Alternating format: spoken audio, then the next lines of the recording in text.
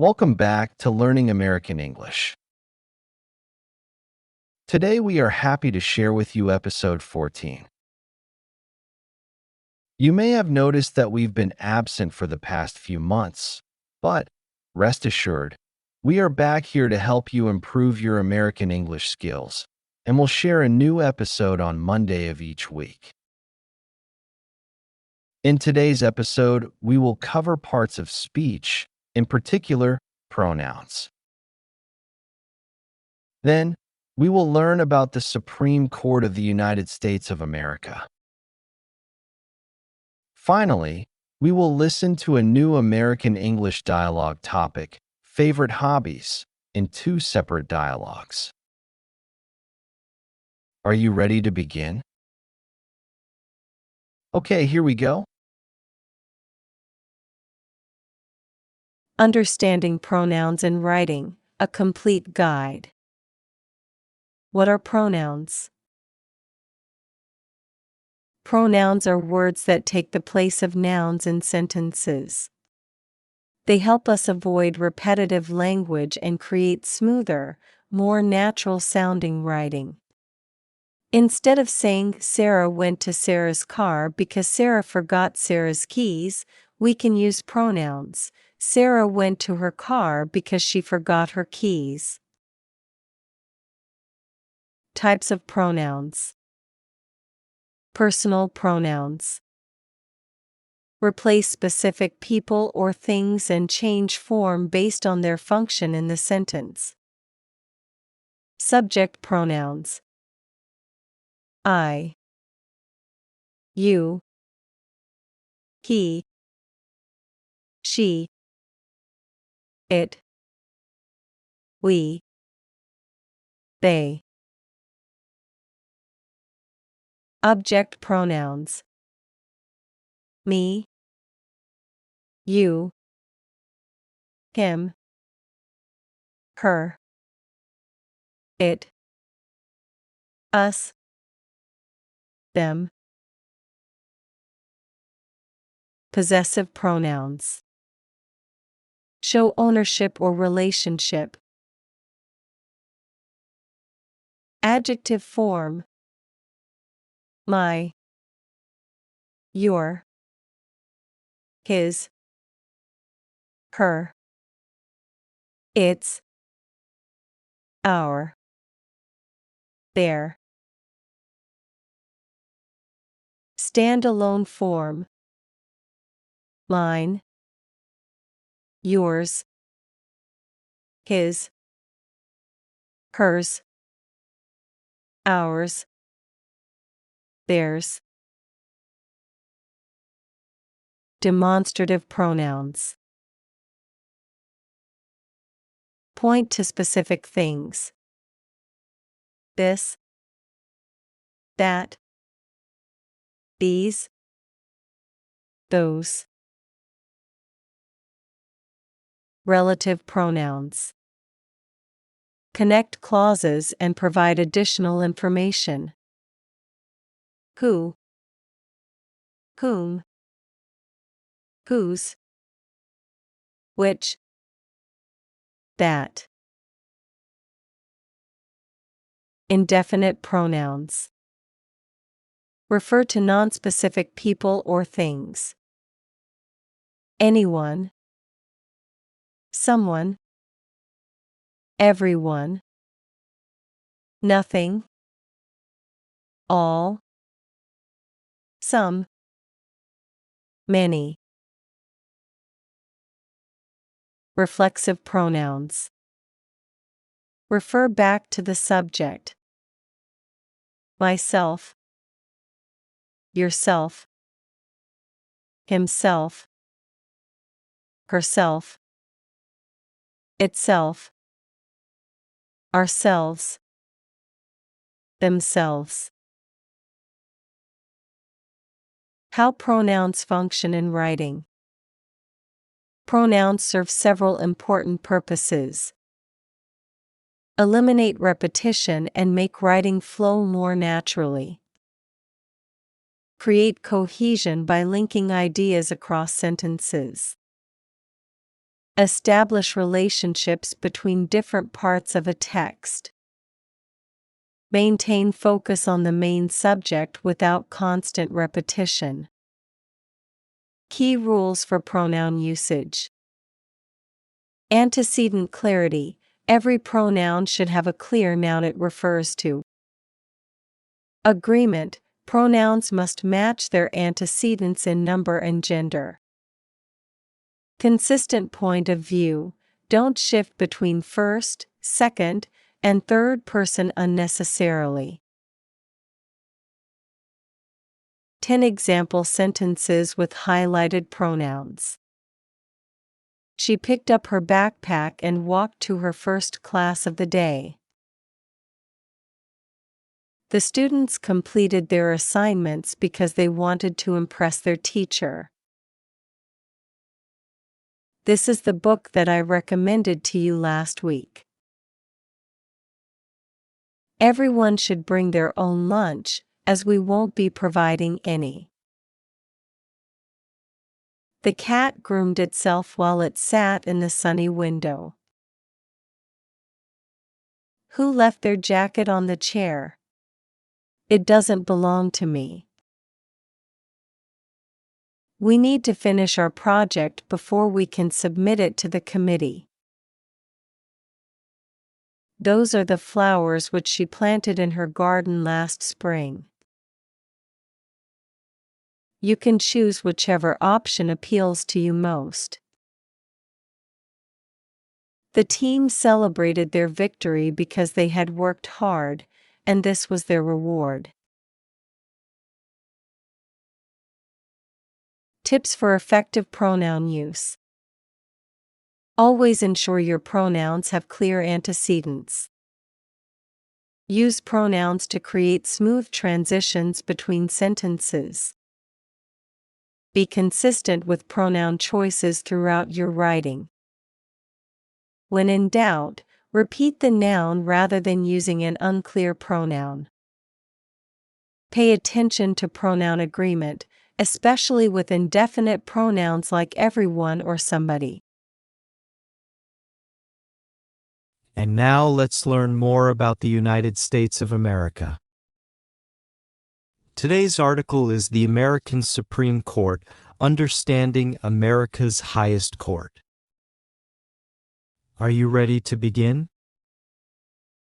Let's go. The American Supreme Court, Understanding America's Highest Court. What is the Supreme Court? The Supreme Court is the most important court in the United States. It is the final place where legal disputes are decided. When other courts cannot agree on the law, the Supreme Court makes the final decision. The Supreme Court building is in Washington, D.C., the capital city. The court has great power to interpret the Constitution, the main law document that created the American government. How many justices are there? The Supreme Court has 9 justices. A justice is a special type of judge who works on the Supreme Court. There are 8 associate justices and 1 chief justice who leads the court. The number 9 has been the same since 1869. Before that time, the court had different numbers of justices, sometimes 6, 7, or 10. Congress, the lawmaking part of government, decides how many justices there should be. How are justices chosen? Supreme Court justices get their jobs through a special process. 1. The president chooses. When a justice dies or retires, the president picks a new person. 2. The Senate votes. The Senate, part of Congress, must approve the president's choice. 3. Life tenure. Once approved, justices can work until they die or choose to retire. This process means that justices serve for a very long time, often 20 or 30 years. The average justice serves for about 16 years. What did the Constitution want the court to do? When America's founders wrote the Constitution in 1787, they created the Supreme Court for several important reasons. Check government power. The court should stop the president or Congress if they break the law or ignore the Constitution. This is called checks and balances. Protect individual rights. The court should protect people's basic freedoms like the right to speak freely or practice religion. Interpret the law. When the meaning of laws is unclear, the court should explain what they mean. Resolve disputes between states. When states disagree with each other, the Supreme Court can solve their problems. The founders wanted the court to be independent, not controlled by politics or popular opinion. That is why justices serve for life and cannot be fired for their decisions. What does the court do today? Each year, the Supreme Court receives about 7,000 to 8,000 requests to hear cases. The justices choose only about 60 to 80 cases to decide. They pick the most important cases that affect the whole country. The court makes decisions about many topics: constitutional rights, freedom of speech, religion, voting,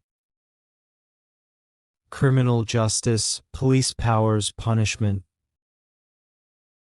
business law, contracts, competition. Government power, what federal and state governments can do. The problem of polarization. Today, many Americans worry about polarization in the Supreme Court. Polarization means that people have very different opinions and do not agree with each other. Political divisions. In recent years, Supreme Court justices often vote in predictable ways. Conservative justices who want to limit government power and keep traditional values usually vote together. Liberal justices who want government to solve social problems usually vote together.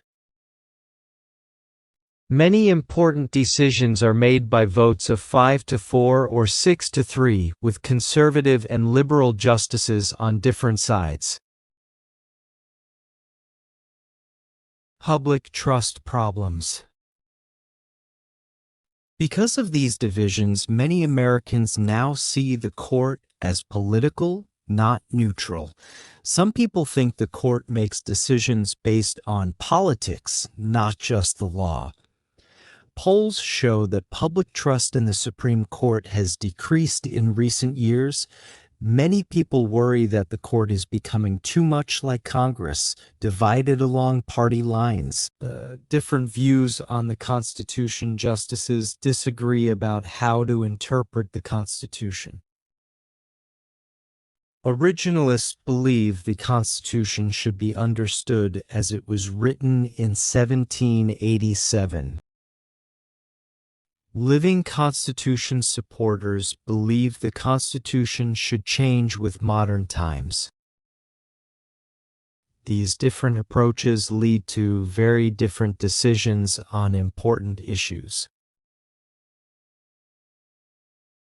Why this matters? The Supreme Court's decisions affect millions of Americans. When the court is seen as political rather than neutral, it can cause several problems. People may not respect court decisions they disagree with. The rule of law becomes weaker. Democracy itself may suffer when people lose trust in institutions. Looking forward. The Supreme Court remains one of America's most powerful institutions.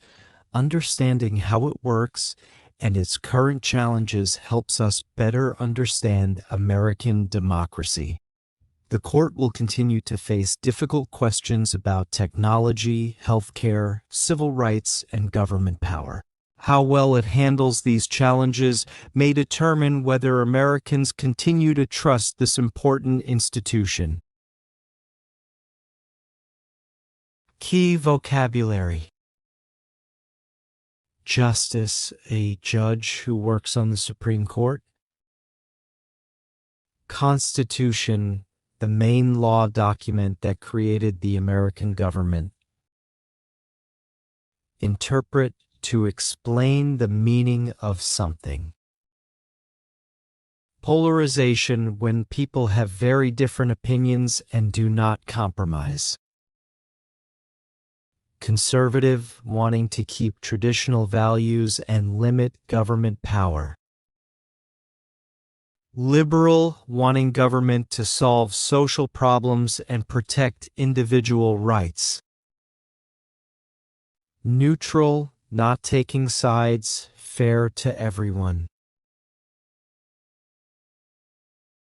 American English dialogues. Favorite hobbies. You can find this and many other dialogues in American English by visiting the Dialogues section of our website, www.usadialogues.com. Topic: Favorite hobbies. Dialogue 1. Sophie, hey Tom. What do you like to do in your free time? Tom, I love playing video games. It's so relaxing and fun. Sophie, really? I find it quite frustrating sometimes. Tom, it can be challenging when you're stuck on a level for ages, but the feeling of finally passing it is fantastic. Sophie, fair enough. What else do you enjoy doing? Tom, well, I also like going hiking, exploring new trails, and taking beautiful scenic shots with my camera is exciting. Sophie, that sounds nice. I've never tried that before. Tom, you should come with me sometime. It's a great way to relax and stay fit at the same time. Sophie, yeah, maybe we could make plans for next weekend. Tom, absolutely. And what about you? What are your favorite hobbies? Sophie, I love dancing and painting. They're both entertaining and creative. Dancing is exciting because it allows me to express myself through movement, and image helps me relax after a busy day. Tom, oh, that's cool. Maybe you can teach me how to dance one day, and I'll introduce you to some new hiking routes. Sophie, sounds like a plan. Dialogue 2. Sophie, hi Alex. What do you like to do in your free time? Alex, I love playing guitar and listening to music. It's so relaxing. Sophie, that sounds great. Do you ever perform in front of people? Alex, sometimes I play with my band at open mic nights or gigs. It can be fascinating. Sophie, wow, you're so talented. And what about other hobbies? Alex, I also enjoy playing football. It's a fun way to exercise and spend time with friends. Sophie, do you have any favorite teams? Alex, yeah, I support Manchester United. How about you? What are your favorite hobbies? Sophie, I love reading and going for walks in the park. They're both very relaxing for me. Alex, those sound nice. Do you have any exciting hobbies too? Sophie, well, I've gone bungee jumping before. It was scary but exciting. Alex, bungee jumping. I'm not sure I could do that. Sophie, haha, it's not for everyone, but it's good to try new things sometimes. Alex, definitely. It's essential to make the most out of our free time.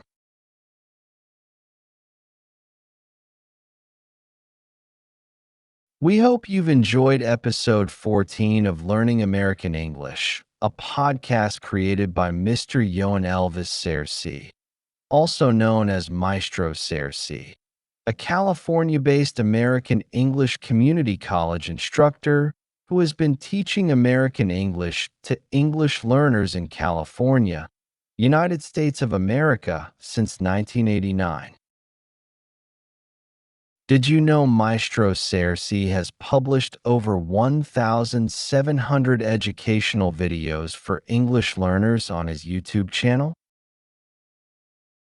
Maestro Sersea is also a prolific musician who has created and published well over 1,000 songs in various languages, available on Spotify, Apple Music, iTunes, YouTube, and other major streaming platforms. Check for the link in the comments section below and visit our educational and music video YouTube channel to learn more English and enjoy a variety of powerful music albums.